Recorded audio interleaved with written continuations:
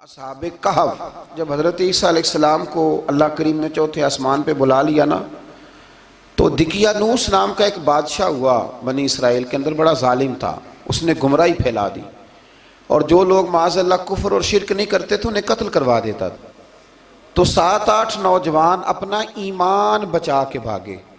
ओहो हो अल्लाह अकबर, सारी दुनिया माल बचा के भागती, वो 7-8 नौजवान अपना ईमान बचा के भागे कि ये हमें कहीं कुफर की तरफ ना लौटा दे। तो जाके एक गार के अंदर चले गए, तो एक कुत्ता भी उनके साथ हो गया।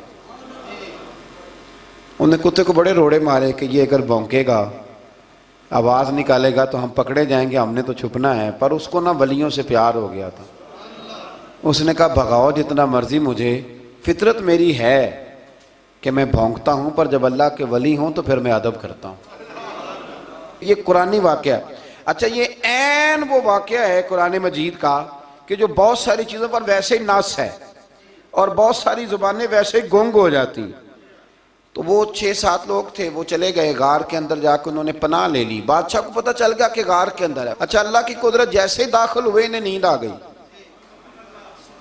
ये सो गए। और कुरान मजीद कहता है, कुरान मजीद के ये लफ्ज़ हैं कि कुत्ता गार के मुंह पर बाजू फैला के बैठ गया, गोया अपने मालिकों की खिदमत कर रहा है।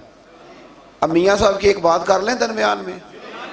मियाँ साहब फरमाते हैं, जिन्ना तना विच इश्क न रचिया, कुत्ते होना थी चंगे, और चलो मालिक देकर राखी कर दे, साबर भूखे नंगे। ये देखो ना कि इतना तो उनके अंदर भी कमाल है। अपने ना दोनों बाजू फैला के, कुत्ता भी गार पे बैठ गया। इनको नींद आ गई। बादशाह ने पता कराया, कहाँ भाग के गए? तो कहा वो गार के अंदर है। बादशाह कहने लगा कि इनकी सजा ये है कि एक दीवार चुन दो गार के मुंह में, गार कोई बंद कर दो। जिस बंदे की ड्यूटी लगाई ना गार चुनने की, बंदा बड़ा नेक था, इसको दीवार बनाने का जिम्मा दिया। उसने ना दीवार भी बनाई और एक तख्ती पे ना सब के नाम लिखे, और वो तख्ती एक संदूक में रख के वहां बंद कर दी। और उसी तरह की एक तख्ती, उसके नीचे लिखा कि एक तख्ती इनके नामों की ना मैं माले खजाना में भी बंद कर रहा हूं। अल्लाह तबारक व तआला की कुदरत के 300 साल तक सोए रहे।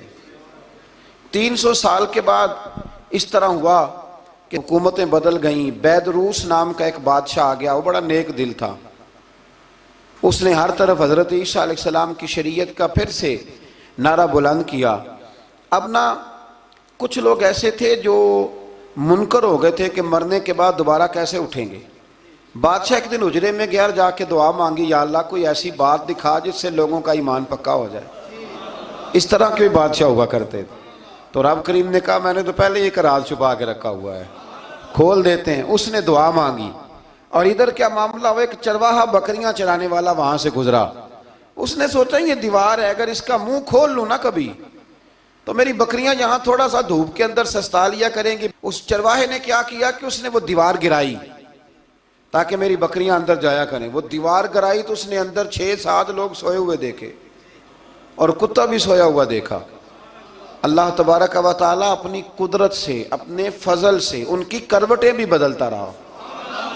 अपनी कुदरत से एक तरफ इंसान पड़ा रहे ना तो आज़ा गल जाते हैं, उनकी करवटें भी बदली जाती, मुनासिब रोशनी भी दी जाती और हालत भी। उसने दीवार गिराई तो उनकी आंख खुल गई। एक दूसरे से कहने लगे, आज तो बड़ी गहरी नींद सोए हैं यार, आज तो लंबी नींद पूरी कर ली, चलो भूख बड़ी लगी है, एक दोस्त को भेजो। ये सारा वाक़या कुरान मजीद में मौजूद है, मैं अपने लफ्ज़ों में बयान कर रहा हूँ। जाओ एक दोस्त को भेजो बाजार से ना खाना ले आए। पैसे वही 300 साल पुरानी करेंसी। वो जब नान भाई की दुकान पे गया ना सामान लेने, उसको पैसे दिए तो नान भाई ने हाथ पकड़ लिया, कहने लगा, मियाँ तू किधर से आया, ये कौन से पैसे? उसने कहा, पैसे काहे के, मैं भी सोच रहा हूँ कि हालात बदले बदले हैं, सारे हजरत ईसा का कलमा पढ़ रहे हैं, माहौल और है। उसने कहा, तेरे हाथ कोई खजाना लग गया है।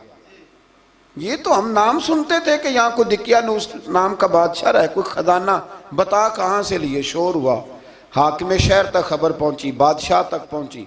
उसने बताया कि भाई हम तो दिकियानूस के डर से भागे हैं, कल भागे हैं या आज सवेरे, इतना ज्यादा हमें पता नहीं, कल या आज सवेरे बस ना। इतना सा हमें याद है कि हम गए थे। बहरहाल लोग जमा हो गए, इकट्ठे हो गए, गार तक पहुंचे। अब जो गार के अंदर थे वो पता कहते कहते हैं लगता है हमारा दोस्त पकड़ा गया है। अब पकड़ा गया है तो अब बंदे जमा हो, वो अंदर डर रहे थे, तस्बीह कर रहे थे, अल्लाह को याद कर रहे थे। इधर ये पहुंच गया जब उन लोगों ने ये जीता जागता रब के फजल का नमूना देखा और बादशाह ने कहा कि ये क्या है। संदूक खोला तो उसके अंदर वो तख्ती लिखी थी कि ये इनके नाम है, ये दिकियानूस से डर के भागे हुए हैं, यहाँ ये सो रहे हैं और इसी की एक तख्ती मैंने फलां जगह भी दफन किया, वो तख्ती भी वहां से निकल आई। अब सब लोगों की आंखों में आंसू आए और सब कहने लगे ला इलाहा इल्लल्लाह, ला इलाहा इल्लल्लाह, ला इलाहा इल्लल्लाह।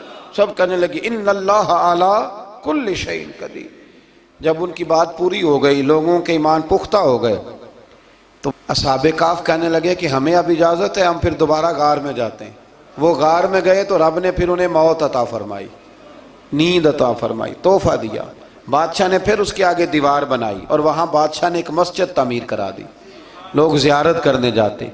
ये असहाबे काफ का जिक्र है। अब यहाँ हमारे मुफस्सिरीन ने लिखा है कि वो जो कुत्ता था ना, वो भी साथ ही था। अल्लाह क़यामत वाले दिन उसे इंसानी, या तो इंसानी शक्ल मिलेगी या जैसे रब का फजल होगा रब करीम उसे भी जन्नत अता फरमाएगा।